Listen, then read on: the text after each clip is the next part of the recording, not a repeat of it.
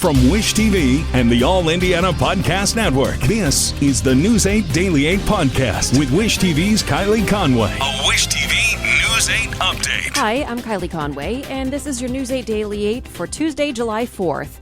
A lot of festivities happening outside today, of course, so fortunately we are going to have some cooperating weather, although it's going to be hot and humid, so make sure you're hydrating and wear the sunscreen. So a little more detail here, lots of sunshine. A really small chance for a spotty shower or maybe storm, but will be mostly dry.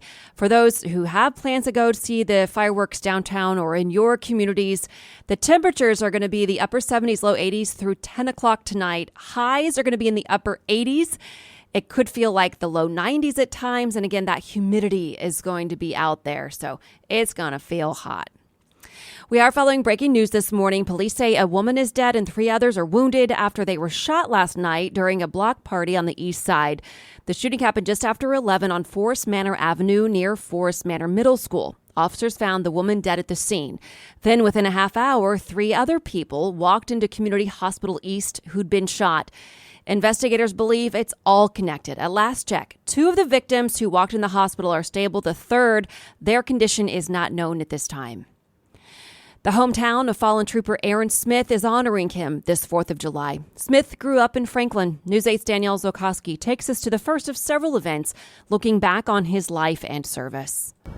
The town of Franklin honored Trooper Aaron Smith with a moving moment of silence just 5 days after he was killed in the line of duty. If you'll share in just a moment of complete silence. Smith lived in Franklin. His hometown ended the patriotic 4th of July concert by taking a moment to thank him for his service. Well, you never can do enough. Indiana State Police Superintendent Doug Carter spoke at the Franklin Firecracker Festival in honor of Smith. Because there's not much that we wouldn't do for you, to include dying for you.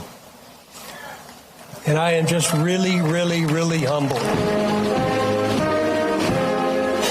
The Smith family on the night Aaron died made it about everybody else, not about themselves. And it's a moment, and there are conversations that I will never, ever forget. Franklin is a tight-knit community. Many of the people there knew Smith or knew someone that did.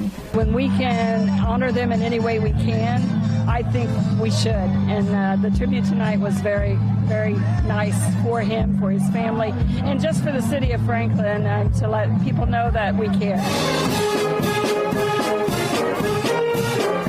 Anytime you lose any officer, no matter in any branch, you are saddened that they have sacrificed their life for the citizens of our state and of our city. Smith was honored in song. Tim White is a retired Army veteran and Johnson County Sheriff's deputy. He says this tribute was especially difficult. I started to get a little emotional about it. It was, I had to put it all into the song and make it honorable for Aaron. Aaron needed that honor. You know, he gave his life. He made the ultimate sacrifice. I'm proud to be an American, where at least I know I'm free. It's overwhelming sometimes because you sit back and you think, this could happen to me at any time. It could have happened to me at any time. And so if I get to honor that person, I will always have that memory for the rest of my life. Smith was a trooper for nearly 5 years before he died in the line of duty. Trooper Smith will get police and military honors at the end of the week during his funeral. I'm Danielle Zokoski for Wish TV, wishtv.com, and like us on Facebook. Organizers are also inviting everyone to attend ceremonies for Smith and line the procession route for him. The specific streets and any stops on the route are not yet released. Visitation for the trooper is from 2 to 8 Thursday at the Greenwood campus of Emmanuel Church. The funeral service is Friday morning at 11, also at the church.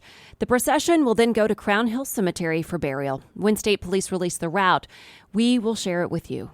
And the Indiana Fallen Heroes Foundation has set up a memorial fund to help cover Trooper Smith's funeral costs. You can donate to the fund at any local Indiana Members Credit Union under the Aaron Smith Funeral Fund. People can also call 800-556-9268 to donate. The foundation's also collecting donations online for Trooper Smith's family. You can find a link to donate on wishtv.com. Just look for the story under the As Seen on Wish TV section. And the 2 men accused of killing Trooper Smith are now formally charged. Both of the men appeared in court for the first time yesterday. Eddie Jones Jr. is charged with murder and resisting law enforcement. Demarion Curry is charged with auto theft. Both men are from Missouri. ISP says they led officers on a chase in a stolen SUV last Wednesday. They then hit Smith as he tried to put down stop sticks. And the squad car of an Indiana officer now stands as a memorial to her life and service. Sergeant Heather Glenn served Tell City for 20 years. She was shot to death on duty early Monday morning at Perry County Memorial Hospital. Investigators say Glenn was investigating a domestic violence case when the suspect, a man named Sean Hubert, showed up at the hospital. State police say Glenn tried to arrest him, but Hubert shot her. Other officers then shot Hubert to death. No word yet on funeral services for Sergeant Glenn. State police say a man is in custody after a road rage shooting on I-65. It happened late last month in the southbound lanes near Southport Road. Police say LaDon Jenkins pulled up next to a car and fired a number of shots, hitting the victim inside at least once.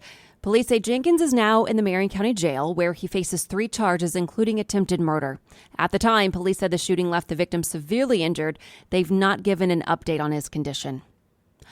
And now to I-Team 8 and an Indianapolis neighborhood's concern with the number of shootings in the area. The Hawville Leadership Council claims the city is taking resources away from minority neighborhoods to curb violence in Broad Ripple. I-Team 8's senior investigative reporter Richard Essex digs into the dispute. Crime and violence have been on the decline after a series of investments by the city in housing and infrastructure. But a recent spike in homicides has business owners in this area concerned that the city is putting their resources elsewhere. I've got 7 homicides around my house in the last year and a half where I live, sit on my porch. I'm concerned. Just 1 block to the south from where this group is standing, a little over a week ago, a 19-year-old woman was murdered. It's the same weekend that 3 people were murdered in Broad Ripple. Pastor Robert Laster is surrounded by a group of Hallville business owners who all believe the city is treating them differently because they say Hallville is not an entertainment district like Broad Ripple. A life is a life, whether it's in Hallville, Brightwood, Carmel, Fishers. A life is a life. And we want to get the same acknowledgement, the same support, the same resources to help us right here in Hallville. Resources like getting trash cleaned up in the streets. In the center of Hallville is a vacant lot with a hole in the ground. This morning, the hole was filled with water and weeks of trash. This morning, 4 DPW workers filled 2 trucks with trash they scooped out of the hole. I was told that this hole will be filled with trash again within a week. Longtime Hallville activist Oljan Williams said the trash is reflective of the attention the city gives Hallville. Help the West Side with resources we need. We got new businesses spending millions of dollars to come in our community, but yet business won't come in the community because they see the crime. In February of 2019, I showed you the efforts the mayor and IMPD were taking to control crime in Hallville. The mayor and several members of IMPD command staff walked the neighborhood as part of the mayor's safety walks. 2 weeks prior to this, federal agents raided a house in the neighborhood, taking guns and drugs off the street. Since January of this year, there have been a dozen murders in the Hallville area. I asked the mayor and IMPD to address the concerns in Hallville. IMPD says they are putting resources in areas where violence occurs. And based on discussions with people in the area, they also said in a statement, IMPD deployed a trailer camera in Hallville to monitor a block party, and the event went off without a hitch. IMPD also has invested other technology and resources in the neighborhood after it was requested by residents and community members. In Indianapolis, Richard Essex, Wish TV, I-Team 8. Police say a man fired randomly into a crowd in Philadelphia, Pennsylvania last night, killing 4 people and wounding 2 children.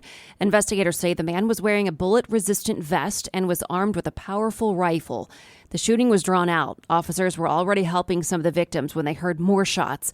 Investigators arrested a 40-year-old man. Police say the victims who were killed were all older teenagers or adults.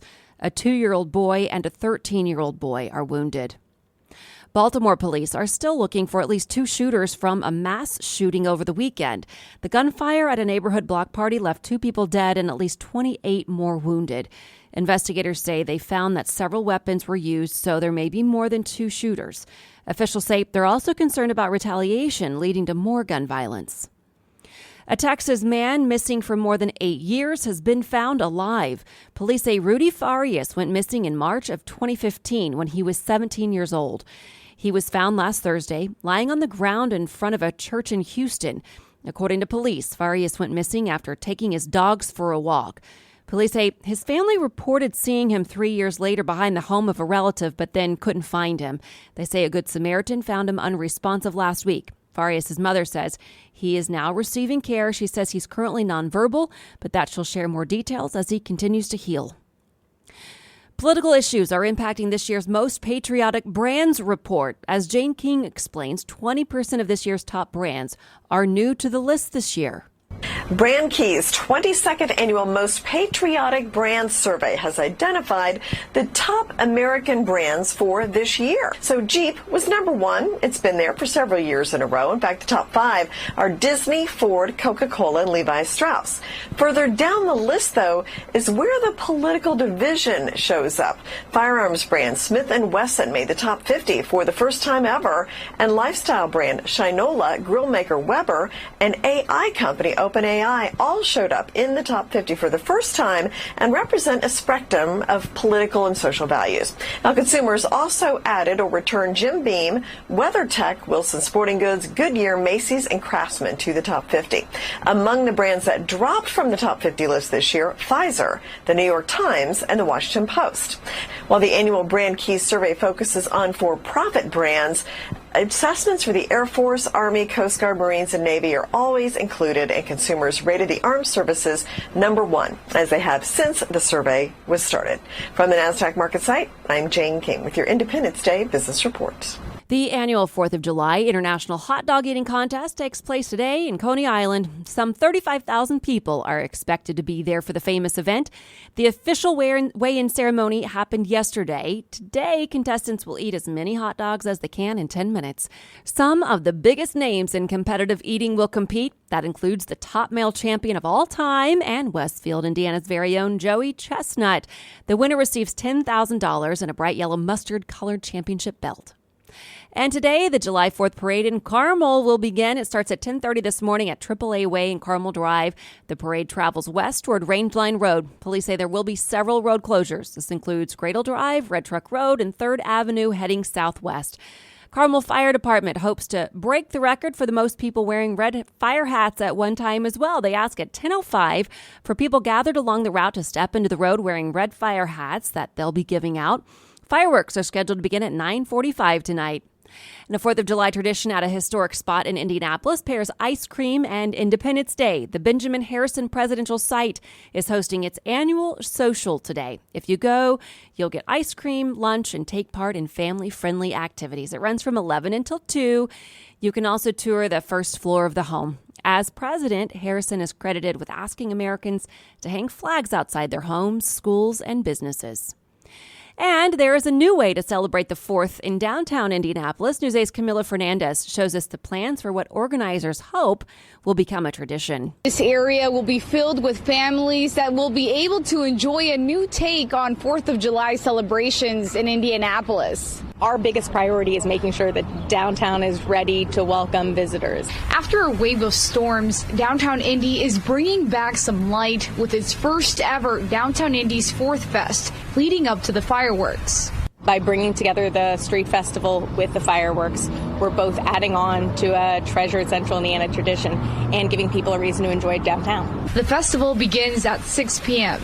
It will include live entertainment, food trucks, ice cream stands, and beer and wine on North Street between Meridian and Pennsylvania.